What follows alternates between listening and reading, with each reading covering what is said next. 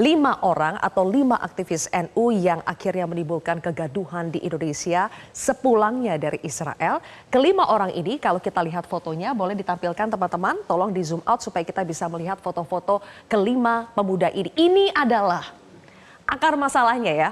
Ketika foto ini muncul, wah langsung kita semua geger.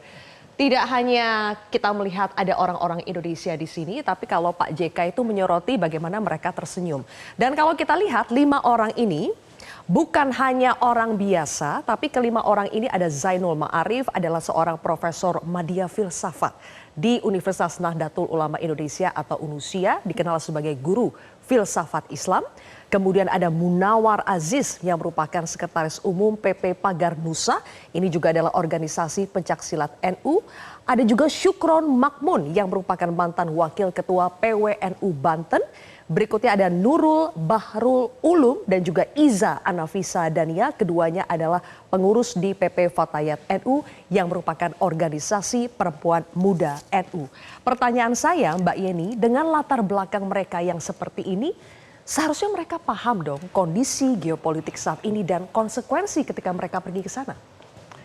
Jadi Mbak, sebetulnya mereka ini adalah intelektual muda yang punya, kalau saya lihat, saya tidak kenal pribadi. Mereka semua tidak tahu masing-masing, tapi saya cermati latar belakangnya. Saya rasa mereka semua adalah intelektual muda Islam. Dan kemudian terpanggil untuk terus melakukan dialog antar agama. Saya rasa di sana, ketertarikannya dengan isu ini. Namun masalahnya adalah mereka tidak paham bahwa yang terjadi di Israel dan Gaza pada saat ini Palestina ini adalah konflik geopolitik. Jadi bukan mengenai masalah agama saja. Nah begitu geopolitik nggak terlalu paham, lalu kemudian berangkat dengan keluguan mereka, ya. Saya kemarin sempat agak emosi jadi saya menyebut kebodohan gitu ya. Mungkin di sini naif ya sebetulnya. Gak ngerti geopolitik, main berangkat aja di sana dalam tanda kutip dijebak oleh Israel. Nah Israel saat ini sangat memerlukan kedatangan orang-orang dan interaksi dengan orang-orang yang dianggap representasi dari negara-negara yang menolak keras eksistensi mereka. Nah jadi kalau ada representasi dari negara seperti Indonesia, mereka senang sekali difasilitasi, diberi karpet merah, dan kemudian bisa bertemu presidennya. Ya. Nah, biasanya pertemuan dengan presiden ya Pak, itu kan biasanya antara orang yang sejajar levelnya di pemerintahan, tidak terlalu mudah bagi civilians, bagi orang sipil biasa, warga negara biasa untuk bertemu dengan presiden. Ini menunjukkan bahwa Israel memang punya kepentingan besar untuk menghadirkan siapa saja, pokoknya yang ada siapa deh, nggak apa-apa deh ketemu, yang penting bisa jadi simbol bahwa mereka mewakili Indonesia dan mereka mewakili Nahdlatul Ulama. Nah di situ kuncinya, itu parahnya di situ jadinya. Jadi ada kerugian besar yang timbul. Kalau saya pribadi melihat ada 3 kerugian besar. Kerugian terhadap upaya diplomatik Indonesia sebagai sebuah negara yang saat ini berjuang untuk negara Palestina merdeka dan sangat keras menolak genosida yang sedang terjadi di Palestina, di Gaza khususnya. Lalu juga kerugian terhadap nama baik NU yang seolah-olah diwakili oleh 5 anak muda ini yang tidak mendapatkan mandat sama sekali dari PBNU. Lalu yang ketiga buat saya pribadi adalah karena dikit-dikit bawa-bawa nama Gus Dur, jadi ada juga kerugian bagi kami karena kepergian mereka dan kepergian Gus Dur itu berbeda jauh konteksnya. Jadi ada 3 kerugian di sini gitu yang saya amati. Oke, atas 3 kerugian ini sebetulnya Mbak Yeni dan juga Bapak-Bapak, mereka itu sudah minta maaf, termasuk ketika kami undang ke Metro TV secara eksklusif. Salah satu di antara mereka kelima yang berangkat ada Syukron Makmun, itu meminta maaf kepada masyarakat luas melalui Metro TV. Coba kita simak bersama pernyataannya. Ya, saya meminta maaf kepada seluruh masyarakat Indonesia atas kegaduhan yang telah kami timbulkan ya. Tapi sebenarnya memang tanpa ada maksud ketika saya berangkat ke sana untuk dukungan ke satu bentuk dukungan, tapi saya melakukan kunjungan interfaith dialog ya. Jadi dialog lintas iman sebenarnya, dan memang yang kita serukan itu sebenarnya adalah pesan perdamaian. Supaya kedua belah pihak itu, karena ini kan sebenarnya baik semua itu dari agama Abrahamik kan. Jadi supaya ya sama-sama menahan diri untuk tidak perang, karena perang siapapun yang menang atau yang kalah sama-sama rugi. Mas Hasibullah sudah minta maaf, namun ada tapinya. Tapinya dijelaskan motifnya pergi ke sana itu adalah untuk berdialog, untuk membawa pesan perdamaian, interfaith dialog ya. Bisa diterima tidak alasan itu? Ya, saya rasa kalau saya harus mengawali pembicaraan ini dengan satu kata, saya akan mulai dengan kata cukup. Cukup atas? Cukup dalam pengertian satu, betapa yang sudah terjadi ini cukup, kalau saya sendiri merasakan komplikasi rasa yang luar biasa. Sebagai warga negara Indonesia yang kita ikutin sikapnya 9 bulan terakhir, betapa kita hancur dengan penderitaan di Gaza dan juga di Israel, serangan-serangan itu, kita sudah hancur dengan kondisi itu. Sebagai pengamat, karena saya juga mengikuti ini hari demi hari, itu luar biasa paparannya konflik ini. Karena kita diberikan sajian yang tidak biasa. Anak-anak keluarga terkena ini semua. Dan ketika itu semua, tiba-tiba teman-teman yang disebut dengan Nahdien, saya koreksi sedikit, kurang pas menggunakan istilah Nahdien. Nahdien itu jamak daripada warga NU. Jadi seakan-akan seluruh warga NU. Ini kan cuma 5 orang. Bukan semua warga NU itu. Jadi itu yang juga membuat kompilasinya bagi saya lebih dalam lagi. Dan yang terakhir kalau saya harus menyampaikan, ini saya juga heran kenapa akhirnya kemudian yang ditembak itu adalah identitas NU. Padahal ini dalam konteks jurnalisme kita tahu penggunaan identitas itu adalah punya makna. Ini kan warga negara, dan kalau bicara latar belakang, beliau juga banyak punya latar belakang yang lain. Saya kebetulan kenal baik dengan 2 orang di antara di situ. Dulu pernah ketemu di Mesir. Kenapa kok nggak misalkan warga Mesir misalkan? Tapi kan ini semua sudah terbentuk, oke lah, ini nggak perlu ada pembenaran. Tadi sudah disampaikan oleh Mbak Yeni, menurut saya ini udah terjadi dan kita semua merasakan kepedihan itu. Maka itu saya katakan tadi, kata kuncinya adalah cukup. Cukup dengan semua gambaran dan cukup. PBNU udah kasih pernyataan-pernyataan. Bayangkan Gus Yahya sebagai ketua umum sampai menggunakan istilah kurang cukup umur. Ya. Itu istilah yang menurut kami di internal NU, saya sebagai warga NU, itu sangat-sangat dalam. Karena beliau tadi disampaikan S2, S3, bukan orang-orang yang tidak terdidik. Tapi Gus Yahya saya yakin dengan segala macam makna dan tujuan sengaja menggunakan istilah kurang cukup umur. Jadi itu yang bagi saya, Mbak Zilvi, saya sampaikan juga, kalaupun ini terus dikolek-kolek, apa yang mau kita cari daripada ini semua? Udah nggak ada. Jadi maksud Anda tidak perlu dibesar-besarkan lagi persoalan ini? Menurut cukup saya, sampai ada permintaan maaf dari perwakilannya, sudah ada minta maaf dari Gus Yahya? Sudah ada hukuman dari masyarakat, belum lagi kita lihat dampaknya ini kan luar biasa nanti ini. Saya tadi disampaikan jangan-jangan ini adalah strategi. Kalau kita baca dalam konteks strategi, jangan-jangan dengan cara kita membahas seperti ini, Israel mendapatkan apa yang dia mau. Kenapa? Karena minimal sudah berapa banyak jam kita gunakan untuk membahas tentang ini daripada kita membahas hari demi hari kekejaman itu terus berlangsung.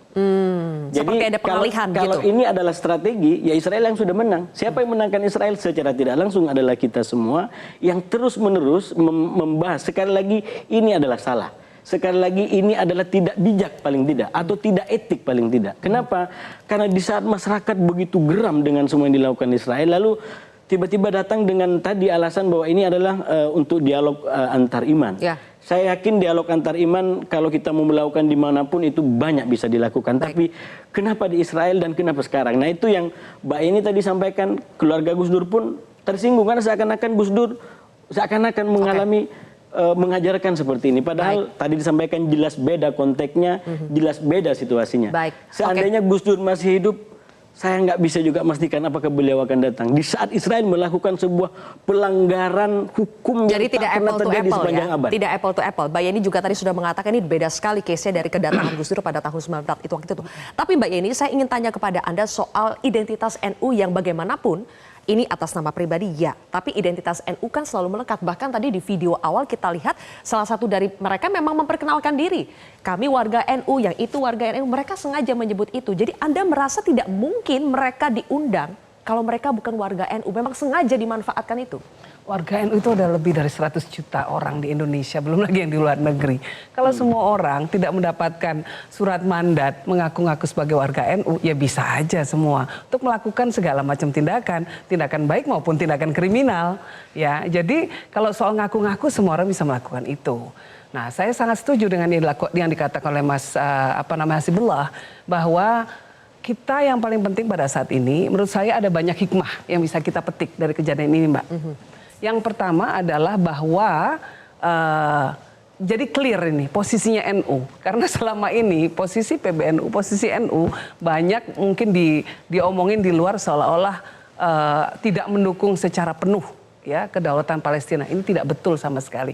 Buat saya ada hikmahnya, ada sisi positifnya dari kunjungan ini karena sikap resmi sudah dinyatakan oleh Ketua Umum PBNU dan kita semua yang ada di NU baik yang di jajaran struktur maupun simpatisan maupun keluarga besar NU jelas sekali semua sikapnya. Kita sangat mendukung kedaulatan Palestina, bahkan kita melakukan upaya-upaya menyeluruh, upaya-upaya keras untuk memperjuangkan kemerdekaan Palestina. Baik, ngomong-ngomong soal hikmah, di sini ada Prof. Hikmahanto. Iya kan? Memang Prof. Oke, Prof. Ketika mereka bilang mereka pergi ke sana dialog untuk menyerukan perdamaian, ada gunanya nggak sih? Ada hikmahnya betul nggak di sana atau justru lebih banyak mudaratnya? Jadi pertama ya yang kita perlu pahamin dulu bahwa saya yakin dari sisi Israel mereka melakukan apa yang disebut sebagai public diplomacy.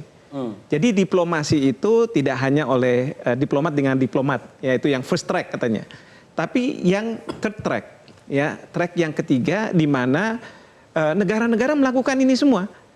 Mencoba mencari orang-orang dari negara-negara lain, dipengaruhi untuk kemudian diminta untuk kamu punya ide apa dan lain sebagainya, bisa nggak kamu datang. Nggak mungkin 5 warga negara kita ini tiba-tiba ketemu dengan Presiden Israel. Kan aneh bener dalam konteks apa beliau-beliau ini. Tapi karena memang sejak awal sudah di frame oleh Israel. Saya yakin uangnya itu pasti uang dari Israel. Bahwa uang itu nanti diberikan ke NGO Israel. Lalu kemudian NGO Israel ini bekerja sama dengan orang-orang di Indonesia. Itu bisa terjadi. Nah ini kemudian diminta untuk ayo datang, kamu idenya apa? Mungkin sudah disampaikan, oh saya punya ide begini, begini itu. Saya nggak yakin kalau misalnya warga negara kita ini tidak terafiliasi dengan NU yang akan dibawa ke sana. Misalnya mereka non-NU atau non-Muslim bahkan, pasti nggak akan dibawa. Mereka secara spesifik tahu betul bahwa yang harus saya cari ini adalah yang NU. Kenapa? Karena mungkin dianggap bahwa NU itu bisa punya suara ketika nanti mereka pulang. Menyampaikan begitu kan. NU itu dianggap sebagai Islam yang moderat. Yang mudah-mudahan bisa menerima kami. Kira-kira seperti itu. Jadi bisa dibilang Prof ini memang sudah siasat ya? Dari mereka ini, pemerintahan Israel ini ya? Sudah siasat. Memang mereka sedang mencari dukungan global terutama negara yang penduduk Islamnya banyak. Betul sekali, betul sekali. Nah ini yang disebut sebagai public diplomacy sehingga apa? Mereka-mereka ini juga mungkin sudah dilihat, sudah ditakar. Latar belakangnya apa? Oh ini ada yang Profesor Madya, oh ini ada ini, oh pernah di luar negeri dan lain sebagainya. Itulah yang ditarget.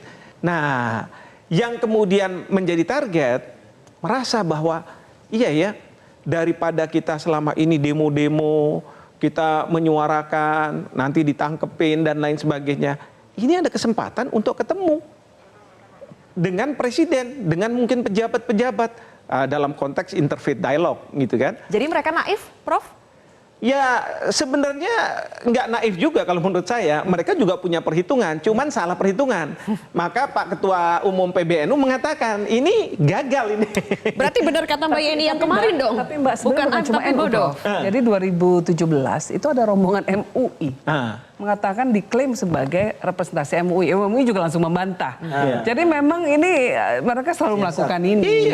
Jadi Israel memang melakukan public diplomacy tadi, menggunakan banyak tangan. Belum tentu loh uangnya dari Israel langsung, bisa juga dari Amerika, bisa juga dari ini yang akan kita bahas, Eropa kita dan lain akan sebagainya. telusuri aliran dananya. Nanti saya akan tanya kepada Gus Fahrur dan kami juga kemarin sudah tanya sebetulnya sponsornya itu siapa. Tapi kita harus jeda terlebih dahulu pemirsa, kontroversi akan kembali sesaat lagi. Jelajahi cara baru mendapatkan informasi. Download Metro TV Extend sekarang.